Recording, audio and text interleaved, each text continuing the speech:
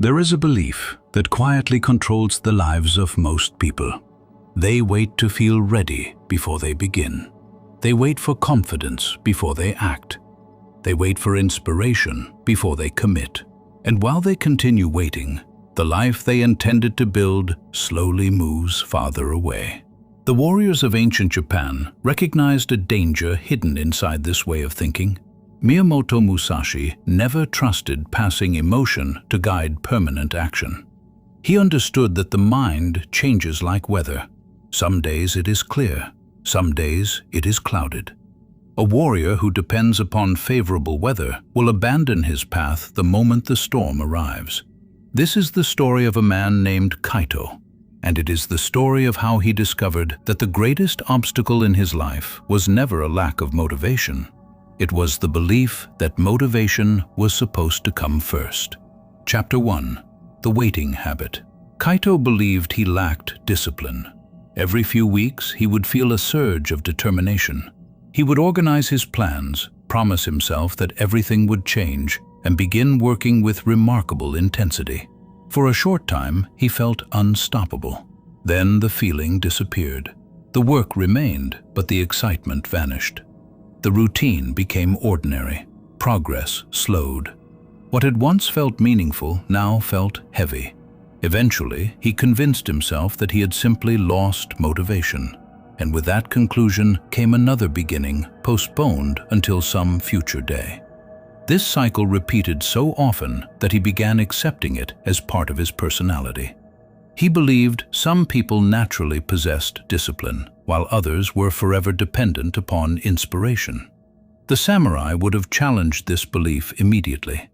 They understood that anything dependent upon emotion cannot be trusted for long. Emotion changes without permission. Character must not. Chapter 2.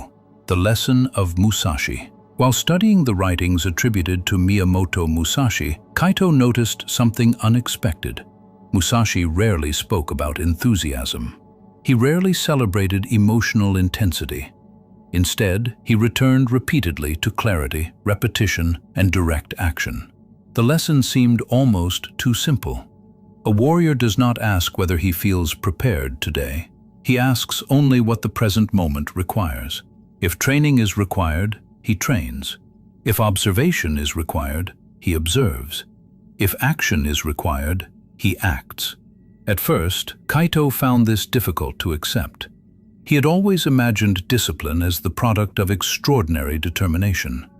Musashi suggested the opposite. Extraordinary determination was unreliable because it appeared only occasionally. Quiet consistency could exist every day. This idea unsettled him because it removed his favorite excuse. If action no longer depended upon motivation, then waiting had never been necessary. Chapter 3. The Ordinary Morning. The lesson became real one quiet morning. Kaito woke with no excitement. There was no sense of purpose filling his thoughts. His body felt tired. His mind immediately suggested delaying his work until tomorrow, promising that tomorrow he would surely feel more inspired. For the first time, he questioned the voice instead of obeying it. He noticed something surprising. The voice offered no evidence. It merely offered preference. It preferred comfort over effort, ease over responsibility, and delay over uncertainty. Yet he had treated these preferences as wisdom for years. Instead of negotiating, he began working anyway. The first few minutes felt uncomfortable, but as the work continued, something changed. The motivation he had been waiting for quietly appeared after the action had already begun. He suddenly understood that he had reversed the natural order. He had expected feeling to create action. In reality, action often created feeling. Chapter 4. The Discipline of Repetition. Bushido demanded reliability above intensity. A warrior who trained brilliantly one day and disappeared the next could never be depended upon. Victory belonged not to the strongest emotional state, but to the strongest habit. The sword became precise through repetition, not inspiration. Kaito slowly abandoned his search for perfect mornings. Instead of asking whether he wanted to work, He created small actions that never changed. He woke at the same hour. He woke at the same hour. He began with the same first task. He ended each day by preparing for the next. The routine remained steady even when his emotions did not. These actions seemed insignificant. Yet every repetition quietly taught his mind that action was no longer optional. It had become part of who he was, rather than something he negotiated each morning. Chapter 5. What Motivation Cannot Give. Weeks passed before Kaito noticed the deeper transformation. The work itself had not become easier. Difficult days still existed. Fatigue still appeared. Doubt still visited him without warning. The difference was that none of these experiences automatically determined what happened next. He had stopped treating emotion like a commander. The Zen practitioners connected with samurai tradition often emphasized returning to the present moment without argument. The mind constantly creates reasons to leave the path. Presence simply returns to it again and again. Kaito realized that discipline was not emotional strength. It was the quiet ability to begin again without demanding a better mood. Chapter 6. Identity Beyond Emotion. Months later, Kaito could barely recognize the person he had once been. He no longer described himself as someone searching for motivation. He described himself as someone who practiced regardless of how he felt. This single change altered every decision that followed. Before, each day required another debate. Now the debate had disappeared. The decision had already been made long ago. His responsibility was not to feel inspired. His responsibility was simply to continue walking the path he had already chosen.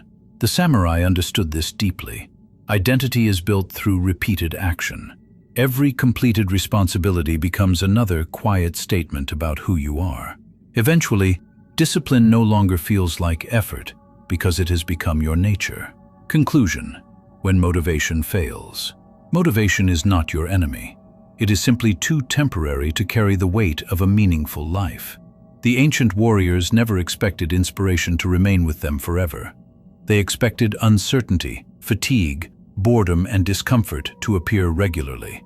Rather than resisting these experiences, they built a way of living that did not depend upon their absence. A weak mind works only when emotion permits it. A disciplined mind acts because the path has already been chosen. There will always be mornings when enthusiasm is absent. There will always be days when progress feels invisible. There will always be moments when stopping appears easier than continuing. The warrior does not wait for those moments to disappear. He continues through them. And with every action taken despite the absence of motivation, something remarkable begins to emerge. Confidence no longer depends upon emotion. Discipline no longer depends upon excitement. Progress no longer depends upon perfect conditions. The mind becomes quieter because it has stopped negotiating. The path becomes clearer because it is walked regardless of feeling. And in that quiet consistency, the warrior discovers a truth that motivation alone could never teach. The strongest life is not built on the days when you feel inspired. It is built on the ordinary days when you continue anyway.